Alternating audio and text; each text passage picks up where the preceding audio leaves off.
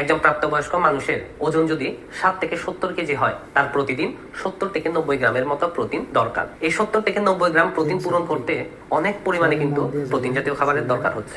একটা ডিমে মাত্র 6 গ্রাম প্রোটিন থাকে, আর 100 গ্রাম চিকেনে 25 থেকে 30 গ্রামের মতো প্রোটিন থাকে। ঠিক একইভাবে 100 গ্রাম মাছ বলুন, পনির বলুন, টফু বলুন, এগুলোতে 20 থেকে 25 গ্রামের মতো প্রোটিন থাকে। 100 গ্রাম সয়াবিনে, যেটা কিন্তু তুলনামূলক অনেক সস্তায় পাওয়া যায়, 45 থেকে 50 গ্রাম পর্যন্ত প্রোটিন থাকে। এক বাটি ডালে 7 থেকে 10 গ্রাম প্রোটিন থাকে। এটা যদি মসুর ডাল হয় 10 গ্রাম প্রোটিন পেয়ে যাবেন। তাই দুপুরের লাঞ্চে আপনি 30 থেকে 40 গ্রাম প্রোটিন নিয়ে নেন, আর রাত্রে 30 থেকে 40 গ্রামের মতো প্রোটিন নিয়ে নেন। ওতে হয়ে গেল 7 থেকে 80 গ্রামের মতো প্রোটিন। আর সকালে ফ্রুটসের সাথে আপনি একটা ডিম খেতে পারেন, এক গ্লাস দুধ খেতে পারেন, ড্রাই ফ্রুটস খেতে পারেন, যেগুলো কাঠবাদাম, flax seed, chia seed, pumpkin seed, walnut, কাজু বাদাম, এগুলোতে প্রোটিন থাকে। এগুলো থেকে আপনি সকালে প্রায় 10 গ্রামের মতো প্রোটিন পেয়ে গেলেন। 90 গ্রাম হয়ে গেল, 70 গ্রাম হলেও যথেষ্ট।